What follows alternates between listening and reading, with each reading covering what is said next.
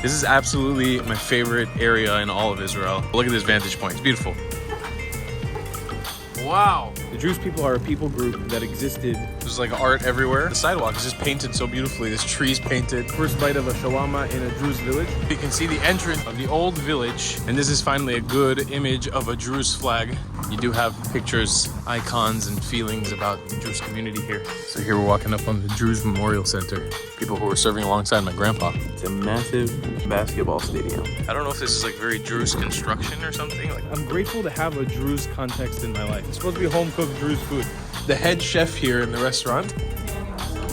So he's explaining the difference, the Druze method of preserving. This is a great tea for immunity. Here's our Druze pita. And I was told by a Druze friend this week that I have to try, even if it takes me an hour, I will slowly eat this thing until it's done. We're watching a vlog on the travelingclad.com. Seriously, everybody knows Druze hospitality is the best hospitality in the world. Assalamu alaikum, my friends, and welcome back to another video here in Israel. I am currently in the Druze village of Daliay Al-Karmel. This is a really amazing place. I don't really know how to put it in words. We're gonna have to try to find some locals today. We'll be able to better explain to you guys what Druze actually is. And the word is Druze. It's D-R-U-Z-E in English. It's kind of like an ethnic group, but also kind of a religion, and it's super secretive and very interesting. Here in the north of Israel, we're right outside of the city of Haifa, one of the biggest cities in Israel. Today I'm gonna be walking around this town. I'm gonna be showing you guys this village. We're gonna show you guys the people that exist in here, the food. There's actually a KFC here, a Kentucky Fried Chicken. And again, we're like deep in the mountains of the Carmel Mountains outside of the big city of Haifa in Israel. I'm very, very excited. This is one of the videos I was the most excited to produce while we're out here. So let's take a little walk around here in Daliay. So this main area is the shuk area, also known as a souk or a marketplace. And they've got lots of restaurants and lots of tourist shops here. A lot of people will come here and actually purchase goods and tchotchkes, all kinds of things like that on the weekends. It's very popular for Israeli Jews to come out here. And you can see these are some of the foods that are popularized here, as they are popularized in other places in Israel. It is a beautiful place too. The village itself, last time I was here was like 5 years ago, and it's changed a lot actually. It looks a lot nicer, it looks a lot more cleaned up. they've got these little rotundras that they didn't have before. And the views of the mountains all around are just beautiful. Daliay is made up kind of like two cities. There's another city called, or another village called Usafia, which is just at the tail end of Haifa. If you look at it on a map, the city of Haifa in Israel. And then the village starts as Usafia, and there's a little break, and then it turns into Daliay Al-Karmel. So it's like kind of like three cities in one. This is like makes up the greater area of Haifa, but the predominant people who live in these villages here are called the Druze people. Some beautiful views out here in the mountains of Haifa. This is absolutely my favorite area in all of Israel. I really, really, really love this area. To give you guys a little bit more context, why I'm filming this video, this isn't going to be a particularly exciting or exhilarating video. It's not like we're doing any sort of crazy activity. It's mostly about a learning experience here. One of the reasons why I wanted to make this video is because I grew up with a identity and a knowledge about the Druze people. The Druze people are a people group that existed for a very long time, who take elements of all kinds of religions from the Abrahamic religions, and they've existed in Lebanon, in Syria, in Israel for a very, very long time. They have a reputation within the Israeli community to be just lovable souls who love and support the country, and that's really all that Israelis know about them, including myself. They're very uneducated, and it's just recently when I've been digging more and more into understanding who is this community and who are these people, that I've been understanding that the picture is not exactly what it's been painted to me my entire life. There's more depth to it, and that's kind of what I'm trying to understand within this series about the Druze people. So that's kind of the reasons that I've come here, to understand that this is like the biggest two villages in Israel that have the biggest stronghold and the most supportive and open communities in Israel are here in Daliay and Usafia. So that's one of the reasons why I'm here, is to try to understand the better picture and answer some of these questions for myself. we got a nice McDonald's here in a Druze village in Israel, northern Israel. It's amazing, you know, like I'm not really a big fan of McDonald's. I don't really eat there often. It's like only if I have to, but I will say it's one very cool thing to just see the far reaches of American corporate fast food restaurants. They have reached every freaking corner of this planet. It's so specific. A Druze village in northern Israel, you've got a freaking McDonald's. It's a pretty good looking McDonald's too, I gotta say. It's got those classic old yellow arches from when I was a kid. Those big hoops. I don't really see those McDonald's anymore. You guys know what that means, right? 11 herbs and spices. Well, actually, there's only one now. This is the site of the old KFC that existed here. And the reason why I've come up here is because I wanted to show you guys a little bit more of a vantage point. Also wanted to show you guys how, Well, first of all, look at this vantage point. It's beautiful. It's amazing. you know, American fast food corporate restaurants don't always work very well. KFC is a place that's been trying to get its stronghold or foothold in Israel for a very long time. For some reason, people here don't vibe with fried chicken that often. It's more in the Arab areas where they do. This is also considered somewhat an Arab area, depending on who you ask. It just didn't survive the KFC. So this is known as the Merkaz Daliay Al-Karmel. This is like the center of the town. Up here you can see a billboard. These colors on Sindia is the color signifying the Druze flag, which I'll show you guys a little bit later. And also, if you can see that man with the mustache and the hat, that also signifies one of the classic looks that men wear here in Daliay. There's a special hat, like a Druze hat, kind of like a yarmulke in Judaism or the Muslim cap. They have their own version of that. And a lot of men, especially the older men, have a big bushy white mustache. It's very cool. Hopefully I'll be able to find some people to show you guys. It's a very quiet, hot day here today. I'm here on like a random, I think it's Tuesday afternoon, so it's kind of an awkward time to be here, but I'm gonna try to get some food right now because I'm very, very, very hungry. So here I found a restaurant that sells shawarma, Masood shawarma. It says shawarma #1 in the Karmel region of Israel. So let's get some. Masood is now making the shawarma here. So this is turkey shawarma. It's one of my favorite shawarmas ever. So they're saying they're Standing behind the board, the #1 in this region of Israel. So you can see preparing the pita. Turkey goes in. Tomatoes going in. Opa! Wow, that's impressive. Opa, and more turkeys going in. Tahina sauce, amba, which is a fermented mango. And here we are. Look at this. That is a beautiful shawarma right there. Look at that. That's a beautiful shawarma. It's always difficult when I'm filming this by myself to get the proper lighting, but here we go. First bite of a shawarma in a Druze village made out of turkey shawarma. I'm very excited for this. That is an amazing shawarma. My preference is always shawarma also with pita like this, not packed to the brim with stuff. Very simple. Some matbucha sauce, some tahini sauce, some amba. And I noticed they cut the shawarma very thin slices like that. It's beautiful. And the texture is so good. So fatty, so oily. So good. All right, that was a fantastic shawarma spot. I can highly recommend Masood Shawarma. It's like right here in the center. It's amazing, 35 shekel. A little bit on the higher end for a non-kosher shawarma in Israel, but still a very, very good shawarma, very high quality. I got it very fresh right now, so that was awesome. Again, a big focus of today is going to be food. You can see there's just so many food restaurants. But I need to take a little bit of walk around right now to clear up my stomach so we can go get some more. Just walking along here too to the next place I want to show you guys, but look how cool this is. I just saw a bunch of colorful, there's like art everywhere. The sidewalk is just painted so beautifully. There's trees painted. The front of the store, I don't know what the hell is going on over there. It's pretty cool. There's lots of colors everywhere. It's very nice. So here you go. You can see the entrance here of the old village. To give some further context, Daliay Al-Mustafia were set up here around 450 years ago. If my information is accurate. I've been gathering all this information from locals that I've been speaking to and information on the internet, so I apologize if anything is wrong. But around 450 years ago, these villages were set up. They predated the existence of the modern state of Israel. We're very much under the power of many of the occupying forces that existed here, so around the time of the Ottomans, and then after them the British, and now obviously the Israeli government. This is a little bit of a look of what the older part of this town used to look like, what this village used to look like. And this is finally a good image of a Druze flag that I wanted to show you guys earlier. You can see the colors are red, yellow, blue, white, and green. It's like a stripe, and then the green is like a little bit of a triangle right there. Many, many times you'll see this Druze flag placed over or with an Israeli flag side by side. And that's because the Druze community that lives in Israel, and don't mean to speak on behalf of them, but have a reputation of being very pro-Israel, loving of the country and the state itself.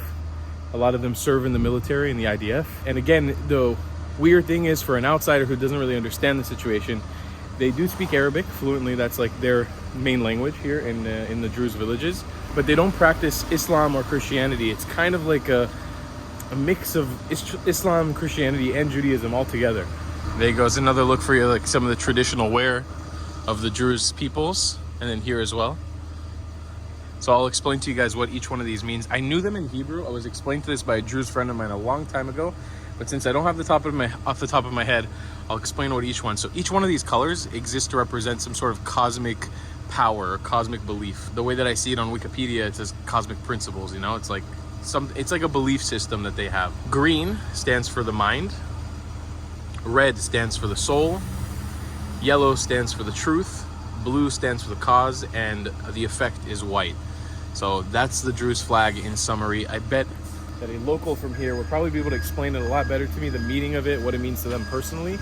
But still, there's a little bit of a brief introduction in case we're not able to find somebody. You can see walking around this part of the village, it's a lot more simple, a lot more close quarters, a little bit less chaos and hustle and bustle as compared to the outside part. It's really beautiful too, really pretty part of the village here. And just turned the corner on one of these streets here and got another beautiful picturesque view of this village. It's just amazing. The construction happening on like the side of these mountaintops just makes it so what you imagine, I don't know, in Italy, in France, on the side of hills, but it's done here in Israel and it's so pretty. Really, this region of Israel it's gotta be my favorite. It's just such a beautiful area. The Karmel mountains are just like full of lush green mountains, no matter what time of year too. Like even during the summer when it's blazing hot, it's like 100 degrees Fahrenheit out right now. You know, very green, very lush, very beautiful. Really nice narrow winding streets, and then some signs showing off some notable places to visit. And all across here, this whole area, you've got these old pictures of the streets. I mean, I can't decipher if this is new or old, but you do have pictures, cultural icons and feelings about Druze community here on the streets. It's very cool, actually. Again, really, really beautiful part of town. Very quiet, very laid back, very relaxed, but nonetheless, very pretty. So you can see there's some signs that are actually pointing towards some significant sites here, like the first classroom, the holy place, the Druze Memorial Center, and then the first kilowatt, but I'm not sure where to go. These signs don't really point anywhere significant. They're just arrows going up and down. So I'm gonna try to first go to the Memorial Center, I think, which is straight ahead. I should mention also, I'm sorry for my lack of knowledge on a lot of things here, but I will be doing another video here with an actual knowledgeable tour guide who's gonna be giving us an inside look at what life is actually like here. So today is more of me just getting to know the place, trying some food by myself.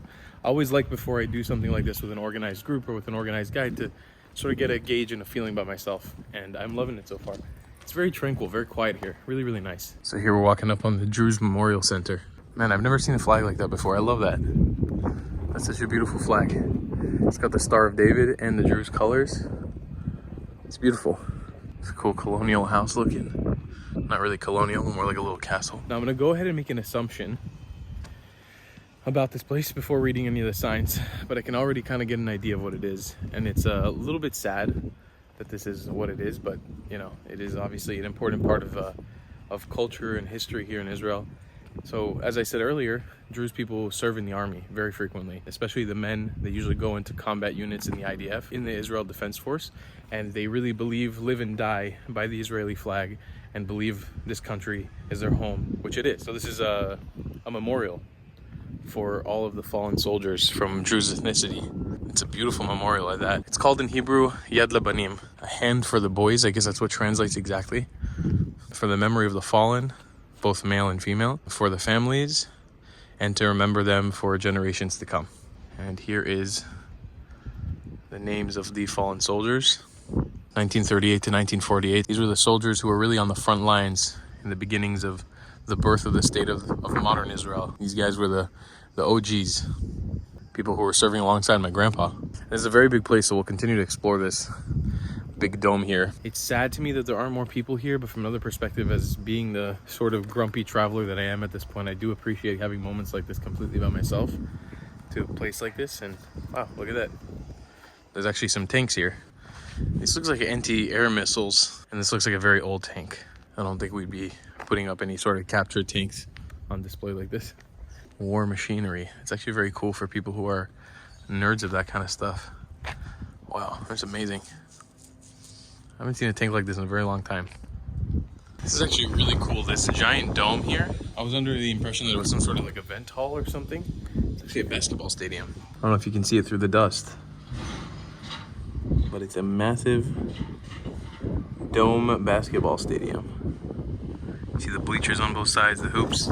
In Israel, whenever they built with these like white, bright stones, it's just so blinding, and it's literally over 100 degrees Fahrenheit today. So like around 38, 39 degrees Celsius.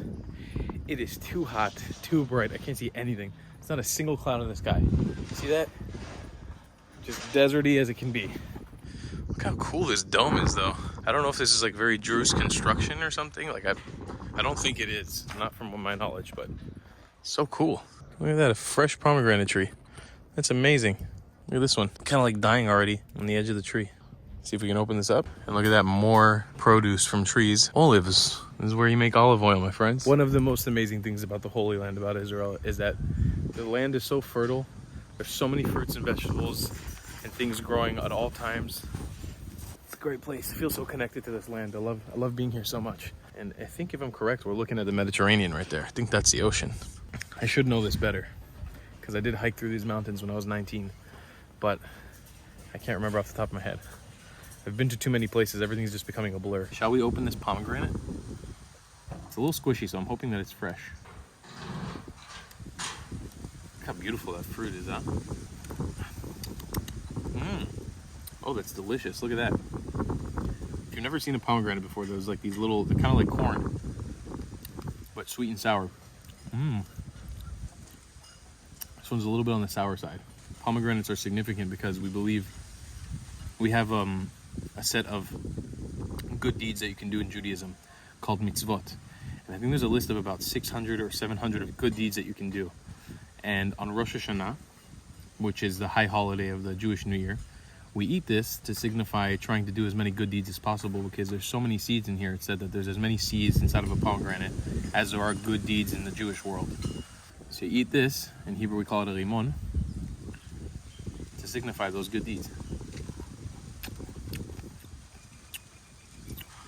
Sour but delicious. Wow, it's fresh.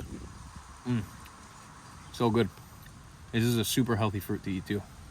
When I was a kid, when my mom used to try to get me to eat pomegranates, she used to put them in a bowl for me with sugar, so they would be a little bit less sour and I could just eat them. So I grew up eating pomegranates like that. Look how beautiful that is though, huh? What a crazy fruit. I love doing this with figs too. Figs and dates. I think I'm sitting under a date tree right now also. So awesome, and there's so many fruits and vegetables in Israel. It's unbelievable, just everywhere. So I just want to show you guys how cool this is. You can just squeeze it out like this. Get all that out there. Look at that, a bunch of pomegranates. Look like I just murdered someone. So one thing I love about this land, feeling so connected to the land of Israel as well, is that I'll tell you a story. Little story about Tal. So when I was 19, I hiked a trail called the Israel National Trail. It's also known as the Jesus Trail. A trail that basically cuts through all of Israel. And part of the hiking trail actually passes through here. I think it's actually on this side of the mountain towards the ocean. When I hiked this trail, I had zero money. I was traveling very broke at the time. I was really trying to not spend too much money. So a lot of times when I was walking around, just in the wild in Israel, I was able to find like figs and dates, pomegranates like that. And I'd gather enough money up, or save my money up correctly. I'd buy some oatmeal and then throw some of these fruits that I found in the nature in together and make that for breakfast. It was a really, really cool experience, but I feel so connected to this land because of that. Like, besides people planting this, just if you walk around in the wild in Israel, you'll find these fruits and vegetables just growing wild. And it's so cool, man. It's so lovely. Just having that. Like, growing up in Florida, nothing really grows there except for coconuts. And like in the wild, you're not really gonna find many edible things. A little side tangent over. It's me just sharing a little bit of a personal side. So right as I was exiting the Druze Memorial here, came across this little castle house that I was talking about earlier. There's this column, and it says some stuff in Arabic, but I can't read it. I saw on the other side, it says it in English. This ancient column is erected to the memory of all the occupant, I think it says occupant, who died at Daliay in 1886 and is buried at Haifa. I sleep, my heart is waketh. I hope I did a good job reading that. I don't think I did. Maybe something erected by the British soldiers? I don't know. Sir Oliphant's house.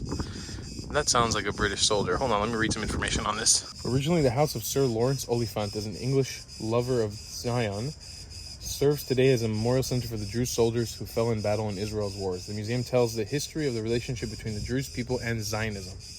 So if I did take a wild guess, I would assume that this is a holy site, considering the dome on top. But I think I've come across a Druze holy site here. I'm just not sure. I don't want to speak out of my bottom side without knowing for sure. But we're deep in the old city, so that would make sense.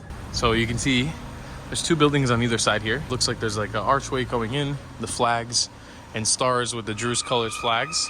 The inside, there's a mural of somebody, kind of almost reminiscent of a mosque, but it's a very beautiful building. Look at that. That's amazing. I love this. This is so cool. Oh, and each one of these lights is colored one of the different colors of the Druze flag. You know, I've been to Daliay a few times and never went back into these back streets to see this part of the old city. Tell these buildings are really ancient too, very old. I feel like I was just telling you guys about fig trees. And look what I came across, a fig tree. You can see this I think is pretty good to go. Look at that. That's a fresh fig from a tree in Israel right there. Now, because this is a wild one, or sort of, I don't have a place to clean it, and it hasn't been through a supermarket, all I'll do is just eat the inside. Amazing. Figs are one of my favorite fruits of all time. Here you go, we're just talking about fruit trees. Here's a lemon tree. This is called krembo.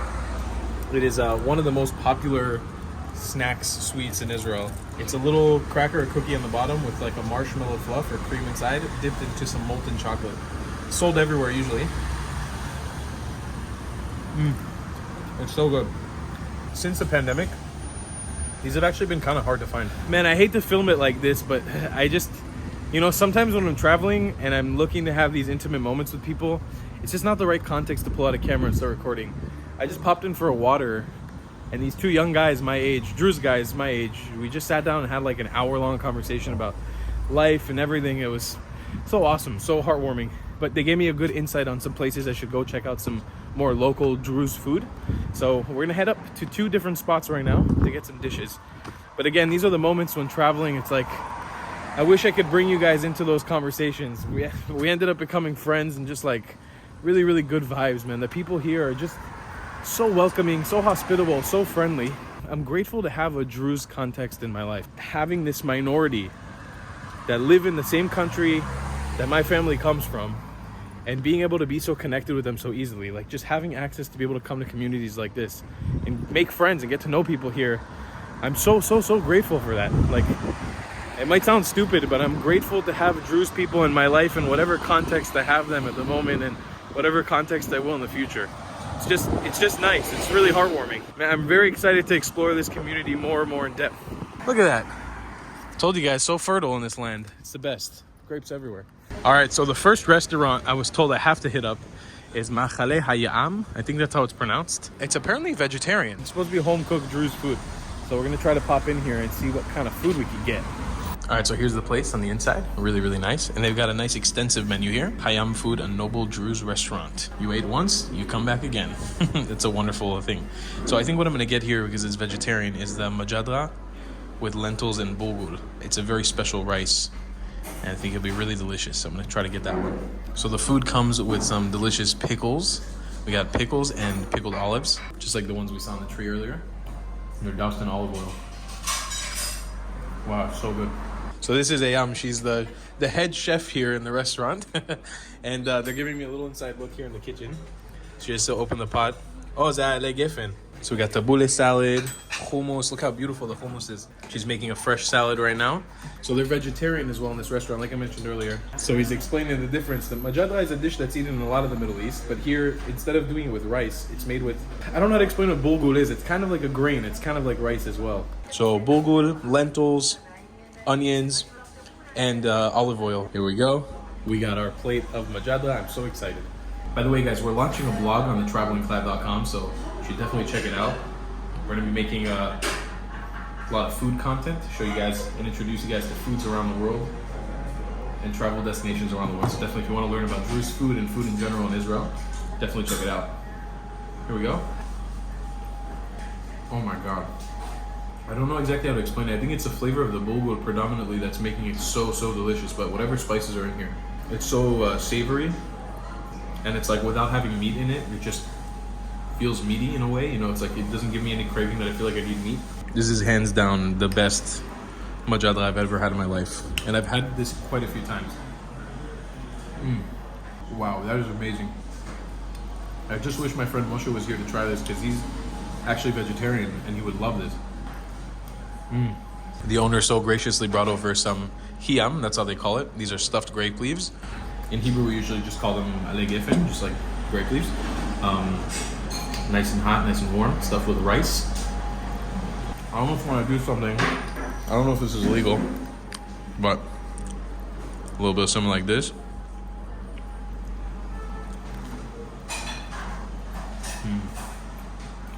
Amazing. They actually sell some homemade products. The owner was just telling me this is goat cheese that's actually been bottled in like a plastic bottle, and it's preserved with olive oil. And this is a Druze method of preserving cheese like this. So actually, he said this can stay for a very long time, as long as it's not in direct sunlight. Like, it is relatively hot out here, and it's just sitting here, not going bad. I think I'm definitely gonna be grabbing me one of these because I absolutely love goat cheese, and I love the idea of buying something like this. So yummy. So she just brought me over some teh baharat. It's tea with baharat seasoning. Let's see what's inside of here. Oh, wow. This is a great tea for immunity, for boosting your immune system. There's cinnamon in here, ginger, kale. Beautiful tea, and it smells amazing. It's like filling up the whole room.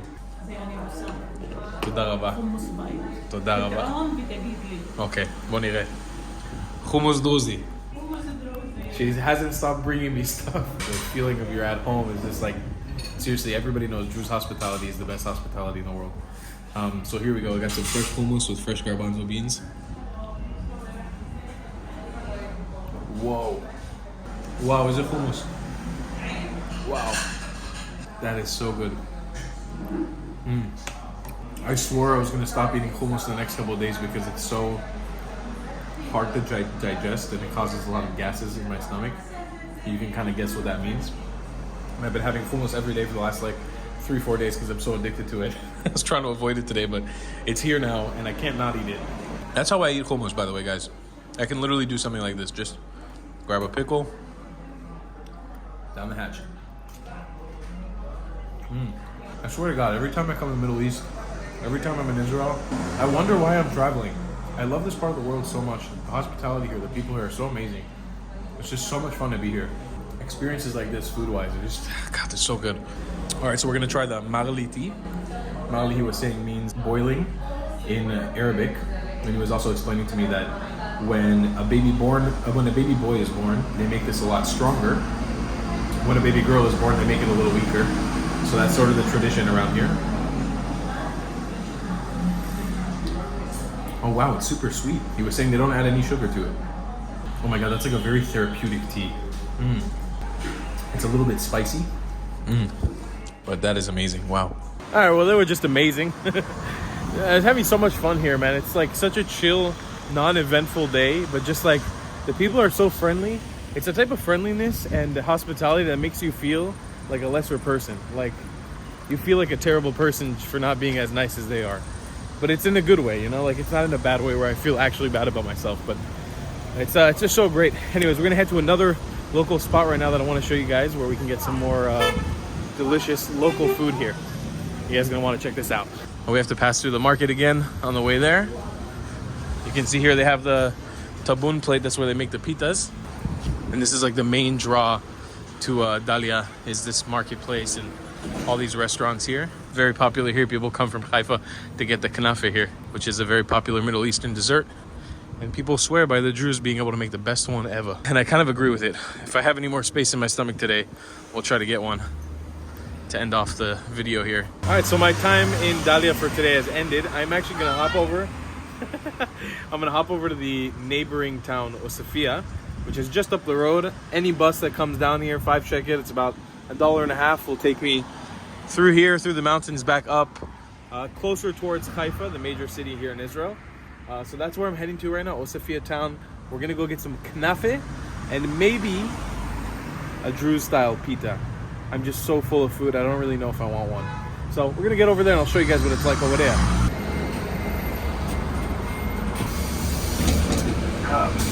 It's actually really nice across all of Israel. There's this app called Move It that I can use to just scan QR codes on buses like that. It gets the bus route that I'm on, and then I have to pay it once a month. It just bills it right off my credit card. So big tip if you're traveling across Israel, Move It is an amazing app.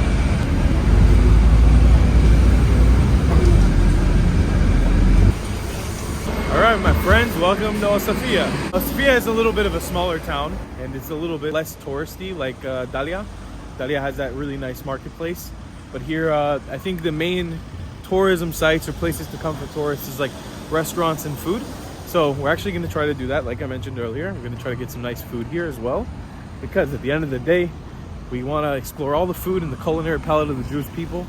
And I'm very excited for it. Look how beautiful, my friends, this view is. So gorgeous. I can see a lot of big cities down there though.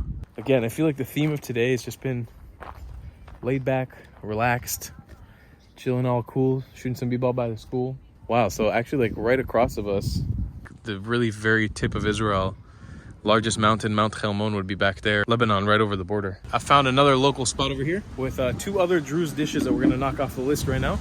They've got this thing called the kuba, and we got this thing called the pita druzit, which is a Druze style pita. Pita bread, I'm sure you guys know what it is. I don't need to go into explanation of what it is. It's a thin bread, really good, but they do it with Lebanese cheese and a spice called za'atar. We're gonna get that right now and show you guys that, and then we'll try to get some knafe to finish off the day real nice. All right, very quickly, she wrapped up a plate for me here. We've got the kuba, we've got the pita druzit, and of course, we got everything that comes on the side. I'm assuming that this is tahini sauce. It is tahini sauce.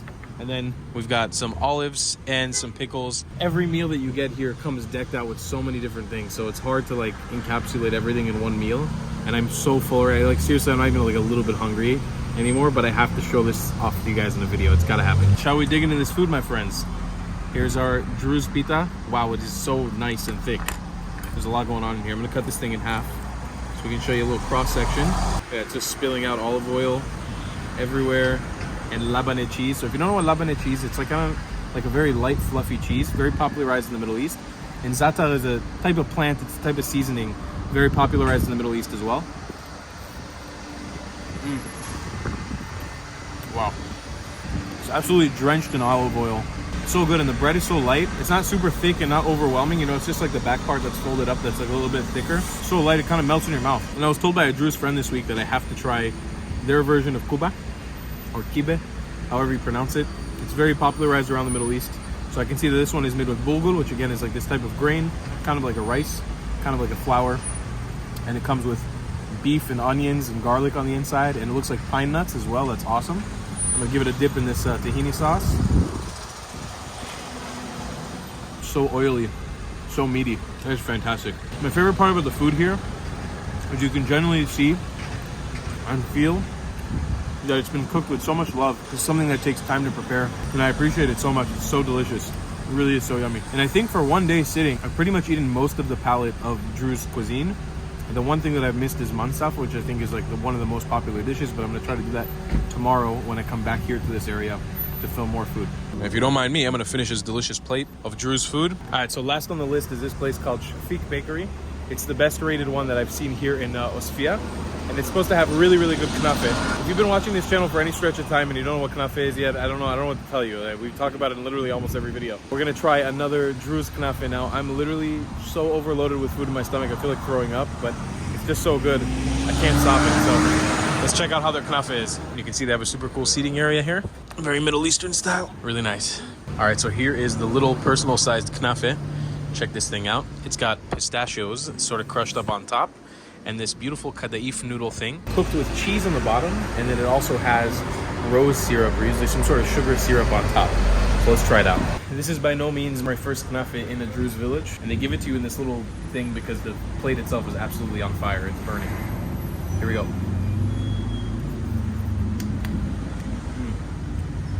Wow. Now this is usually some sort of goat cheese or some sort of sticky cheese. I don't know exactly which one they're using here. It depends on where you eat it. They use different cheeses.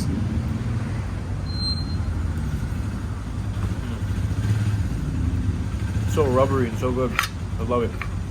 This is one of those desserts that for me, like, I'm genuinely not hungry, but there's zero chance that I'm walking out of here without eating this whole thing. Even if it takes me an hour, I will slowly eat this thing until it's done. And it's moments like this that I have to enjoy, because when I leave the Middle East and I'm traveling elsewhere around the world again and I can't have knafe, I'm gonna complain and miss it. So I gotta enjoy moments like this where I can eat knafe. Phenomenal, 10 out of 10. Look at all that sugar and cheese. Look at that. It's amazing. That's the end of another video here, guys, in Israel. I hope you guys appreciated this little insight into the Druze community. If you guys want to support the channel, you become members by joining the channel down below, and we'll see you in the next one. I love you a long time. Goodbye, Glats.